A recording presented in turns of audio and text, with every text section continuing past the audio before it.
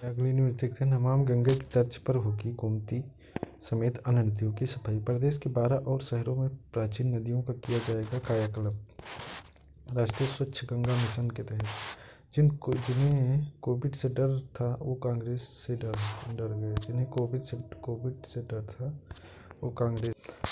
नेपाल में दोआबा के पीएम बनने का रास्ता साफ। प्रधानमंत्री व नेपाली कांग्रेस के अध्यक्ष शेर बहादुर देउवा चौथी बार पार्टी के सदस्यीय दल के नेता चुने गए हैं। देउवा को संसदीय दल का नेता चुने जाने के बाद अब उनके नेतृत्व में गठबंधन का रास्ता साफ हो गया। बुधवार को हुई संसदीय दल के नेतृत्व में देउवा को 64 वोट मिले, जबकि महामंत्री गमन थापा को 25 वोट मिले। प्रतिनिधि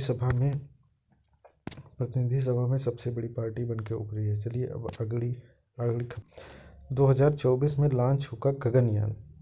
अंतरिक्ष के लिए भारत का पहला मानव मिशन गगनयान 2024 में लॉन्च होने की संभावना है। केंद्रीय राज्य मंत्री जितेंद्र सिंह ने लोकसभा में बताया कि गगनयान में जाने वाले अंतरिक्ष यात्री बेंगलुरु के मिशन विशिष्ट प्रशिक्षण प्राप्त कर रहे हैं। केंद्रीय मंत्री ने कहा, बिना चालक दल के जीवन मिशन को 2023 की अंतिम तिमाही में लॉन्च करने का लक्ष्य रखा गया है। इसके बाद 2024 की दूसरी तिमाही में दूसरे मानव रहित G2 मिशन को रवाना किया जाएगा। 2024 की चौथी तिमाही में मानव मिशन लॉन्च किया जाएगा। आइए अब भारत की बेटी ने साइकिल से की माउंट किलिमंजारो पर चढ़ाई की। ये बनाया विश्व रिकॉर्ड। उत्तराखंड की प्रीति नेगी ने दक्षिण अफ्रीका की सबसे ऊंची चोटी माउंट किलिमंजारो पर साइकिल से यात्रा पूरी की है। रुद्रप्रयाग जिले की तिवड़ी सेम गांव की रहने वाली प्रीति ने इसके साथ ही पाकिस्तान की समर खान का विश्व रिकॉर्ड तोड़ा है।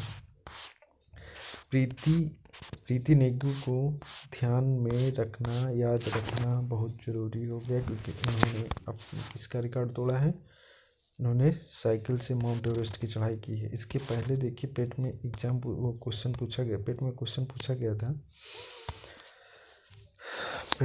गया था कि किसने सबसे नौसेना को स्कॉर्पियन श्रेणी की मिली 5वीं पनडुब्बी। हिंद महासागर में और बढ़ेगा भारत की गर्जना। हिंद महासागर में भारत की मारक क्षमता और मजबूत हुई। नौसेना को मंगलवार को स्कॉर्पियन श्रेणी की 5वीं पनडुब्बी बागीर मिल गई है। अगले महीने यह नौसेना में शामिल हो जाएगी। इसका नाम हिंद महासागर की एक शिकारी मछली पर रखा गया है।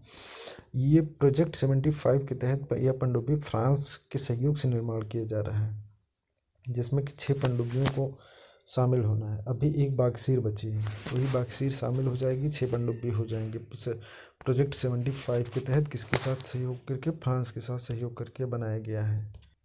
कृषि एवं एयरक्राफ्ट सेक्टर में निवेश करेगा France. Deputy CM Keshav Prasad Maurya की अगुवाई वाली प्रतिनिधि मंडल ने फ्रांसीसी कंपनी से किया IMO साइन। किसान की आय दोगुना करने के योगी सरकार के लक्ष्य को हासिल करने में अब फ्रांस की कंपनियां भी सहयोग करेंगी। फ्रांस से निवेश की संभावनाएं तलाशने वहां गई टीम को कृषि और एयरक्राफ्ट मेंटेनेंस जैसे क्षेत्रों में निवेश के महत्वपूर्ण प्रस्ताव मिले हैं। डिप्टी सीएम केशव प्रसाद मौर्य व IT मंत्री योगेंद्र उपाध्याय के नेतृत्व में गए प्रतिनिधिमंडल को पेरिस में रोड शो और बिजनेस मीटिंग के दौरान प्रस्ताव मिले। फ्रांस गए प्रतिनिधिमंडल ने इनोटेरा एनजी के CEO पास्कल फोन से मुलाकात की और इसके बारे में निवेश के लिए कहा।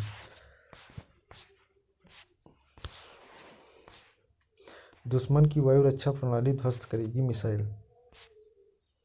दुश्मन की रक्षा प्रणाली को ध्वस्त करेगी परले मिसाइल, जो भी 500 मारक क्षमता इसकी है। दुश्मन की वायु रक्षा प्रणाली ध्वस्त करेगी मिसाइल। चीन के साथ सीमा पर चल रही तनातनी के बीच सेना ने परले बैलिस्टिक मिसाइल हासिल करने जा रही है। इसके आने के बाद सेना दुश्मन की वायु रक्षा प्रणाली पूर्णतः ध्वस्त करने में सक्षम होगी। परले की खरीद के बारे में इस सप्ताह होने वाली उच्च स्तरीय बैठक में फैसला हो सकता है। इस मिसाइल की मारक क्षमता 150 से 500 किमी तक है। ठोस ईंधन, प्रोपेलर, रॉकेट मोटर और नई तकनीक से लैस है। मिसाइल गाइडेड सिस्टम आधुनिक नेविगेशन एवं एकीकृत उड्डयन तकनीक पर आधारित है। रास्ते में बदल सकती है राह। इसकी खासियत यह राष्ट्रीय सतह से सतह पर मार करने वाली अर्ध बैलिस्टिक मिसाइल है। इंटरसेप्टर मिसाइल को छकाकर हमला करने में सक्षम है। उड़ान भरने के बाद रास्ते में ही रास्ता बदल सकती है। रणनीति रक्षा प्रणाली की तैयारी। चलिए अब अगली न्यूज़ देखते हैं। एप्पल कंपनी भारत में बनाएगी iPhone 16। जमीन के लिए 3 सहयोगी कंपनियों के साथ ईडा ने किया आवेदन। ईडा क्या है? ईडा गीडा ये 4 होते हैं। ईडा यमुना प्राधिकरण जो होता है, यमुना प्राधिकरण, वो जमीन मुहैया करवाते हैं। नोएडा का क्षेत्र है। एप्पल और 3 सहयोगी कंपनियों ने मोबाइल की एसेसरीज बनाने के लिए यमुना प्राधिकरण में आवेदन किया है। कंपनियों ने करीब 23 एकड़ जमीन पर 2800 करोड़ रुपए के निवेश से इकाई लगाने का प्रस्ताव रखा। iPhone 16 अब भारत में ही बनने की योजना है। इससे यह 10,000 से अधिक लोगों को रोजगार मिलेगा। एप्पल